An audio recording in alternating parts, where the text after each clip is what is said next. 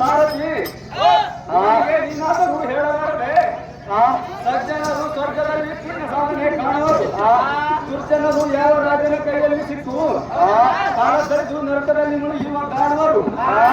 ಮೂರ್ಖ ಇಷ್ಟು ತಿಳಿದು ದುಷ್ಟ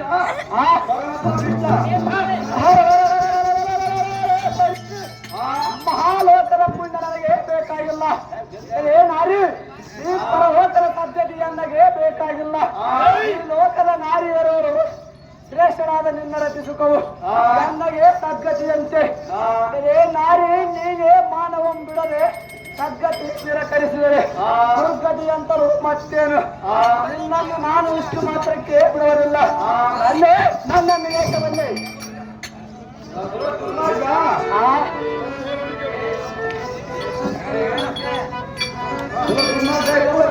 ಚೆನ್ನಾಗಿ ಕೇಳು.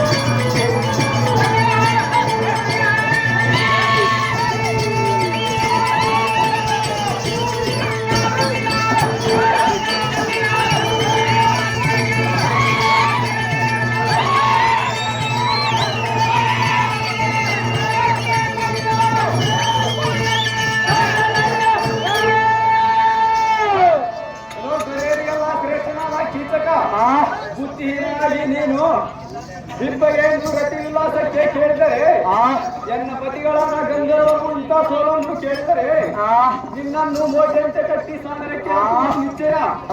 ಇನ್ನು ಹೊರುವಂತೆ ಕೃತ್ಯವನ್ನು ತಡೆಯದೆ ಮಾಡಲು ತರ್ಕ.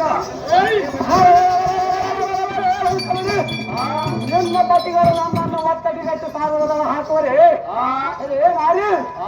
ನಾನು ಯಾವುದರಲ್ಲಿ ಕಂಡು ರೋಮವು ಅಥವಾ ಸಾಸವು, ಶ್ರೀ ಭಾಗ್ಯವು ಅತಿ ಸುಖವು. ನಾರಿ ನಿನ್ನನ್ನು ನಾನು ಕೂಡಬೇಕಂದರೆ ನೀನು ಇಷ್ಟೆಲ್ಲ ಪತಿಗಳ ಪುರಾಣವನ್ನು ತಂದು ಕಾರ್ಯಕ್ಕೆ ಅಡ್ಡಗಟ್ಟುವೆಯ? ಬೇರೆ ನಾರಿ ಆ ಗಂಧರ್ವರೇನು ಬಲವಂತರು, ಸುಂಪನೆಯನ್ನ ಸೈನ್ಯದಲ್ಲಿ ನಿದ್ರೆಗೈಯುವಂತವರಾಗ ನಾರಿ ನೋಡಬೇಕಾಗಿ. ಪತಿಗಳ ನಾರಿಯರನ್ನು ಬಯಸಿದವರು ಇಲ್ಲ. ಭೀಮೇಶ್ವರ ಅವರನ್ನು ಸಮ್ಮತಿಸುವನು. ಇದು ಸುಳ್ಳಲ್ಲ ದುರ್ಮಾರ್ಗ. ಈಗ ನನಗೆ ಬಂದ ಆಪತ್ತು ತಪ್ಪಿಸಿ ಮಾತ್ರ ಭೂಮಿಯಲ್ಲಿದ್ದರೂ ಕೂಡ ನಿನ್ನನ್ನು ಮರ್ತಿಸದೆ ಬಿಡಲು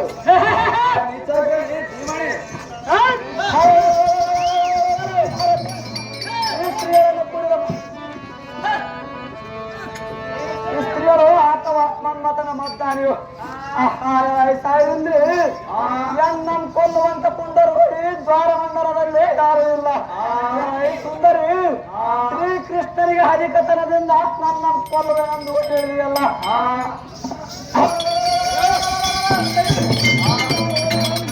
ಜಯಿಸಿದ ಈ ಕಾಮಕ್ಕೆ ಹುಣ್ಣುಗಳನ್ನು ಹಠವಂದರೆ ಅವನ ಸುತ್ತಲನ್ನು ಕಿತ್ತಿ ಆಕಾಶಕ್ಕೆ ತೂರುವೆನು. ಮತ್ತೆ ಸತ್ಯಲೋಕದಿಂದ ಆ ಬ್ರಾಹ್ಮಣ ಅಡ್ಡವಂದರೆ ಅವನ ಹಬ್ಬದಿಂದ ಎದ್ದು ಅವನ ಶಿರವನ್ನು ತೆಗೆದು ದ್ವಾರವಾಗಿ ಕಟ್ಟುತ್ತೇನೆ.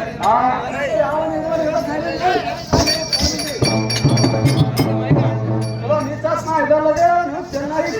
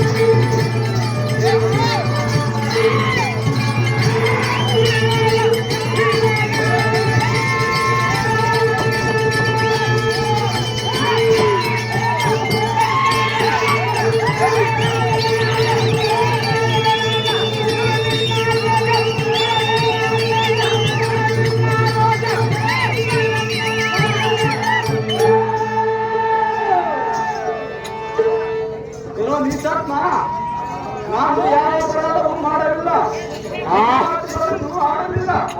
ಇಂಥವಳನ್ನು ನೀನು ಕಾಡಬೇಡ. ಎನ್ನಂ ರಕ್ಷಿಸುವಂತ ಎತ್ತರವನ್ನು ಹೊಟ್ಟೆ ಅಡಿಯುವಂತೆ ಬುದ್ಧಿ ಕೊಲ್ಲುವರು. ಇದು ಅಲ್ಲದೆ ನೀನು ಮಾಡಿದ ಕೃತ್ಯಗಳು ಅವರು ಅಂತರಿಕ್ಷದಿಂದ ಕಾಣರು. ಅದರಿಂದ ಅವರು ನಿನ್ನನ್ನು ಬಿಟ್ಟು ಬಿಡದವರು. ಗಂಡಿಯ ಭ್ರಷ್ಟ ಪರಮಪಾಪಿಷ್ಟ.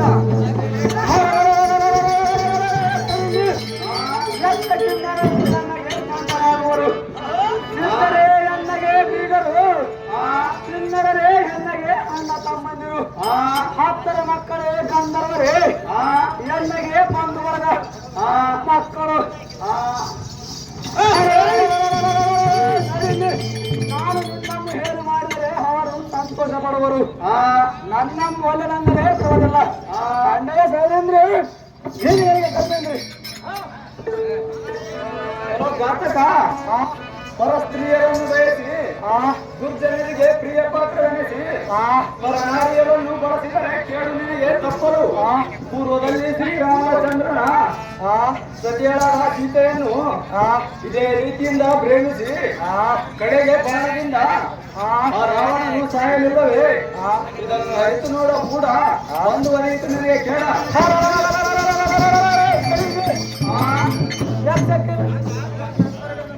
ಇದರ ತಾತ್ಪರ್ಯ ಏನೆಂದರೆ ಅವರ ನಾರಿಯರನ್ನು ರಮಿಸಿದರೆ ಎಷ್ಟೋ ಪುಣ್ಯ ಬರುವುದು. ಅವರಿಗೆ ಬಾಗಿಯನ್ನು ತಪಸ್ತ್ರಿ ಕೊಡುವುದರಿಂದ ನಾರಿ ಮಳೆ ಚೆನ್ನಾಗಿ ಕೇಳು.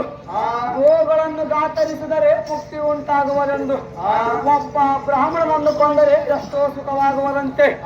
ನಿಮ್ಮ ದೈತ್ಯ ಕುಲ ಗುರುಗಳಾದ ಶುಕ್ರಾಚಾರ್ಯ ಹೀಗಿರುವುದು. ನೋಡುವರೆ ನಾರಿ ಮಳೆ ತಾರಕ ತೂರ ಅಂಧಕ ತೂರ ರಾವಣ ಕುಂಭಕರ್ಣಾದಿಗಳು ರಾಷ್ಟ್ರದರೆಲ್ಲ ಪರಸ್ತ್ರೀಯರನ್ನು ಗೋಳಾಡಿಸಿ ವೃತ್ತರಾದರೆಂದು ಹೇಳಿದೆ. ಕರೆ ಆದರೆ ಅವರು ನಿಂತು ತಪ್ಪಿ ನಡೆದರು. ವೃತ್ತರಾದರು ನಾನು ಮಾತ್ರ ತಪ್ಪಿ ನಡೆಯುವುದಿಲ್ಲ. ಅಂದರೆ ನಿನ್ನನ್ನು ನಾನು ಸರ್ವತ ಬಿಡಬಾರೆ. ಅರೆ ಹೋಯಾರಿ ಕೃಷ್ಣನಾದ ದಾನವ ಎನ್ನ ಬಯಸಿದ ನಿಮ್ಮಂತ ಕಾಮಕರು ಈ ಭೂಮಿಯ ಮೇಲೆ ಎಷ್ಟು ದಿವಸ ಬಾಳುವರು? ಆಪ ಸಾರಥಿ ಮರಣ ಕಾಲವು ಯಾವುದಿರುವುದು ನಿನಗೆ ಗೊತ್ತೇನಪ್ಪ ಸಾರಥಿ?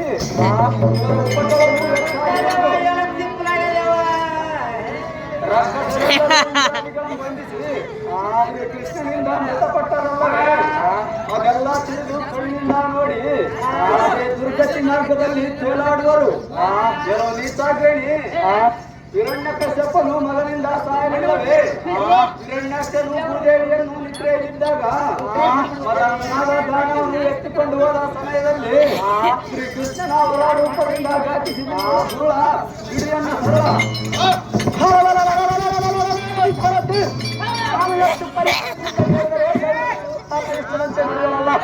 ಇವರನ್ನು ಮಾತ್ರ ಪರಸ್ಪರವನ್ನು ಮಾಡಿ ಎಲ್ಲ ತೆಕ್ಕಿನಿಂದ ಎತ್ತಿಕೊಂಡು ಒಯ್ದು ಮಂಚಗಳು ಹಾಕಿ ಕದಗಳನ್ನು ಮುಚ್ಚಿಕೊಳ್ಳುವನು. ನನ್ನ ಹಾಜರಾದ ಸುಧಿಷ್ಠಿದೇವಿಯನ್ನು ಕೇಳುವನು. ಈಗ ಶೈಲೇಂದ್ರಿಯನ್ನು ನನಗೆ ವಶ ಮಾಡಿಕೊಡುವುದು.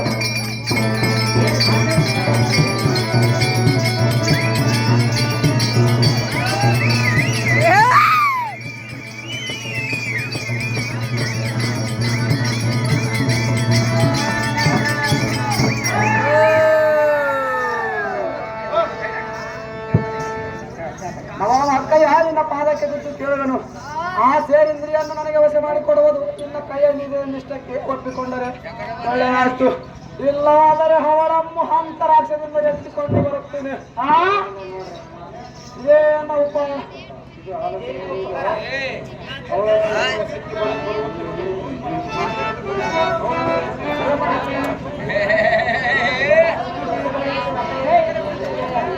ಅವರು ನನ್ನ ವಶಕ್ಕೆ ಬರುವಂತೆ ಮಾಡುವ ಕಾರ್ಯ ನಿನ್ನಿಂದಲೇ ಆಗಬೇಕು. ಆದರೆ ನನ್ನ ಭ್ರಾಂತಿಯು ಆಕಾಶದಲ್ಲಿ ಹಾರಾಡುವುದು. ವಶಕ್ಕೆ ಬರುವಂತೆ ಮಾಡು. ಇಲ್ಲದಿದ್ದರೆ ಇದೇ ಖಡ್ಗದಿಂದ ನನ್ನ ಶಿರವನ್ನು ಕತ್ತರಿಸಿಕೊಳ್ಳುತ್ತೇನೆ. ಆ ಕಾರ್ಯವನ್ನು ನಿರಾಕರಿಸಿದ ಹತ್ತ